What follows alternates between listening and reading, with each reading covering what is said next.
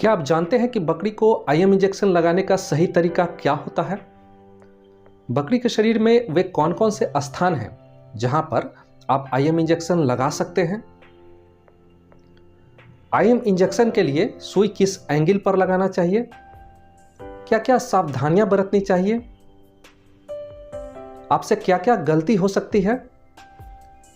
जरूरी सवाल कि बकरी को आईएम इंजेक्शन लगाने की जरूरत कब कब पड़ती है और आखिर इन सब चीजों की जानकारी का होना आपके लिए क्यों जरूरी है? अगर आपके मन में भी ये सब सवाल उठ रहे हैं तो ये वीडियो आपके लिए है। दोस्तों नमस्कार, मैं डॉक्टर दिवेश कुमार नीरज स्वागत करता हूं आपका YouTube channel doctor DK. Neeraj पर। इस वीडियो में आपको बकरी को आईएम इंजेक्शन लगाने के साइंटिफिक तरीके की सभी बारीकियों को प्रैक्टिकल के साथ बताया जाएगा। तो आइए वीडियो शुरू करते हैं। दोस्तों, आईएम इंजेक्शन का मतलब होता है इंट्रामस्कुलर इंजेक्शन, यानी कि मांस में सुई लगाना। सबसे पहले देखते हैं कि बकरी को आईएम इंजेक्शन लगाने की ज़रूरत कब कब पड़ती है। तो जब कभी आपकी बकरी बीमार पड़ जाती है, चाहे उसे सर्दी जुकाम हो जाए, निमोनिया बुखार हो जाए, पेट में दर्द हो जाए, डायरिया या डिसेंट्री हो जाए, या फिर कहीं भी शरीर में चोट मोच लग जाए, तो इसे ठीक करने के लिए आप जिस सुई विधि का सबसे अधिक प्रयोग करते हैं वह आईएम इंजेक्शन ही होता है। बकरियों को लगाया जाने वाला ज़्यादातर antibiotic injection, pain killer injection, anti allergy injection या फिर विटामिन का इंजेक्शन हो, सभी आईएम विधि द्वारा ही लगाए जाते हैं। यहाँ तक कि बकरियों को कुछ जानलेवा बीमारी से बचाने के लिए यदि आप उसका टीकाकरण करना चाहते हैं, जैसे कि टेटनस बीमारी से बचाने के लिए यदि आप टेटवैक इंजेक्शन देना चाहते हैं, या फिर रेबीज बीमारी से बचाने के लिए एंटी रेबीज वैक्सीन लगाना चाहते हैं, या फिर बकरी को खुरहा और मुंहपका बीमारी से बचाने के लिए एफएमडी वैक्सीन का टीका लगाना चाहते हो, तो ये सब आपको आईएम इंजेक्शन द्वारा ही लगाना होता है। इसलिए इस विधि की जानकारी होना आपके लिए बहुत ज़रूरी हो जाता है। तो आइए देखते हैं कि बकरी को आईएम इंजेक्शन लगाने के लिए हमें किन किन चीज़ों की ज़रूरत पड़ेगी। तो जो सबसे पहली ज़रूरत है वो है डिस्पोजेबल सिरिंज की। डिस्पोजेबल सिरिंज 1 ml, 3 ml या फिर 5 ml की आवश्यकता अनुसार लेनी होती है। दूसरी ज़रूरत होती है डिस्पोजेबल निडल की। बकरी के लिए जनरली ज़्यादातर 20 गॉज या 22 गॉज की डिस्पोजेबल निडल ली जाती है। तीसरी ज़रूरत पड़ती है मेडिसिन या फिर वैक्सीन की। यह रजिस्टर्ड वेटनरी डॉक्टर द्वारा प्रिस्क्राइब किया हुआ होता है। और चौथी ज़रूरत होती है इंजेक्शन साइट को क्लीन करने के लिए एंटीसेप्टिक जैसे कि स्प्रिट और कॉटन की। दोस्तों, बकरी को आईएम इंजेक्शन लगाने के लिए सभी ज़रूरी सामानों की जानकारी के बाद आपको बताते हैं कि आप साइट कैसे सेलेक्ट करेंगे कि कहाँ पर आईएम इंजेक्शन लगाना है। तो इसके लिए बकरी के शरीर में 2 उपयुक्त जगह होती है। पहला उसके गर्दन का एरिया और दूसरा बकरी के थाई वाला एरिया। गर्दन के दोनों तरफ का जो त्रिकोण एरिया बनता है, जो कि बकरी के कंधे से आगे और ऊपर बकरी के गर्दन के ऊपर जो रीढ़ की हड्डी है उससे नीचे का एरिया, और गर्दन के नीचे जो जुगुलर वेन यानी कि जो नस दौड़ता है उसके ऊपर वाला एरिया, इन तीनों एरिया के बीच में आप देख सकते हैं कि जो त्रिकोण एरिया बन रहा है, जहां पर आप अपने अंगूठे से प्रेस करके देखेंगे, दबा कर देखेंगे, तो आपको काफ़ी मुलायम और मांसल महसूस होगा।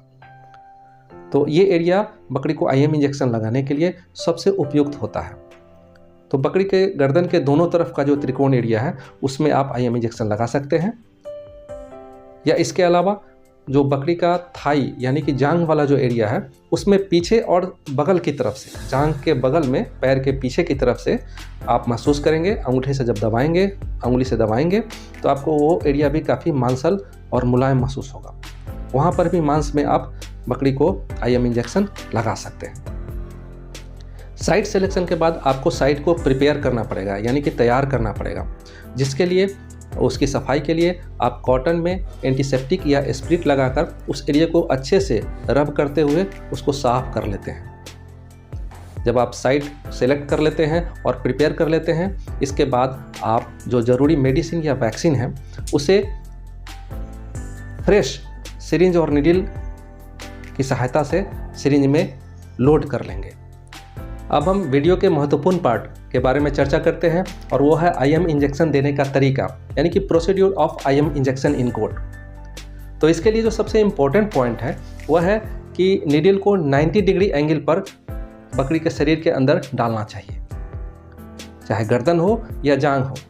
तो आपको नीडल को कितने एंगल पर डालना है? तो 90 डिग्री एंगल पर, यानी कि सीधा डालना है, फर्मली और क्विकली, एक बार में डायरेक्टली अंदर डाल देना है। आपका हाथ आपके कंट्रोल में होना चाहिए। नीडल आरा या तिरछा नहीं डालना चाहिए, इससे नीडल प्रॉपरली उस गहराई तक नहीं पहुंच पाता है और IM इंजेक्शन के लिए दवा मांस के अंदर सही ढंग से नहीं पहुंच पाता है और दिक्कत हो सकती है। इसलिए इस बात का हमेशा ख्याल रखिएगा कि नीडल सीधा मांस के अंदर जाए, यानी कि 90 डिग्री एंगल पर ही जाए। और दूसरी ज़रूरी बात है कि नीडल डालने के बाद आप सिरिंज के प्लंजर को हल्का पीछे की तरफ खींचकर देख लेंगे। अगर उसमें ब्लड आता है, इसका मतलब है कि आपका नीडल गलती से किसी वेन के अंदर, किसी नस के अंदर चला गया है। ऐसी स्थिति में आप नीडल को वहाँ से वापस निकाल लेंगे और उसके बगल थोड़ा हट के दूसरे जगह पर महसूस करते हुए, मांस को महसूस करते हुए गर्दन पर या जांघ पर आप दोबारा इंजेक्शन को ट्राई करेंगे। और वीडियो के आखिर में जो आपके लिए सबसे महत्वपूर्ण जानकारी है वो है कि IM इंजेक्शन देते समय आपको क्या क्या सावधानियां बरतनी चाहिए ताकि आप किसी भी प्रकार की गलती से बच सकें। तो उनमें है कि आपके हाथ साफ और धुले हुए होने चाहिए, साथ ही इंजेक्शन साइट को भी आपको अच्छे से साफ कर लेना होता है ताकि इंजेक्शन देने के बाद किसी भी प्रकार का घाव वहाँ नहीं बने। इसके अलावा सिरिंज के अंदर कोई एयर बबल नहीं छूटना चाहिए। इंजेक्शन लगाने के बाद आपको सिरिंज के प्लंजर को हल्का पीछे खींचकर देख लेना होता है कि कोई ब्लड तो नहीं आ रहा है। ऐसी स्थिति में आप साइड को बदल देंगे। इसके अलावा यदि आप कम अनुभवी हैं या नया IM इंजेक्शन देना सीखे हैं तो ऐसी स्थिति में आपको बकरी के जांघ पर, यानी कि थाई रीजन में IM इंजेक्शन लगाने से बचना चाहिए, क्योंकि थाई एरिया में गलत इंजेक्शन लगने से बकरी का सियाटिक नर्व डैमेज हो सकता है और ऐसी स्थिति में बकरी का पैर लकवाग्रस्त हो सकता है और पैरालाइज्ड होने की वजह से बकरी को उठने में, चलने फिरने में फिर दिक्कत होने लगेगा। यदि आपको एक से अधिक सुई लगाना हो तो 2 सुई के बीच में कम से कम 4 से 5 सेंटीमीटर की दूरी रखनी चाहिए। और एक महत्वपूर्ण जानकारी कि आपातकालीन स्थिति को छोड़कर हमेशा सुई लगाने के लिए किसी अनुभवी पशु चिकित्सक अथवा प्रमाणित पशु स्वास्थ्यकर्ता की देखरेख में ही IM इंजेक्शन लगवाना चाहिए।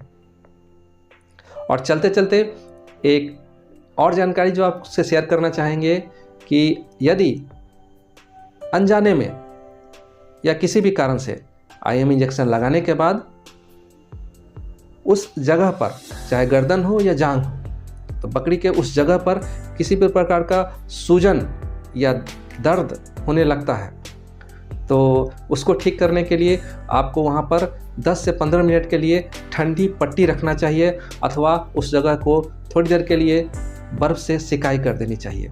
ऐसा कर देने से वो प्रॉब्लम सॉल्व हो जाएगा और आपकी परेशानी दूर हो जाएगी।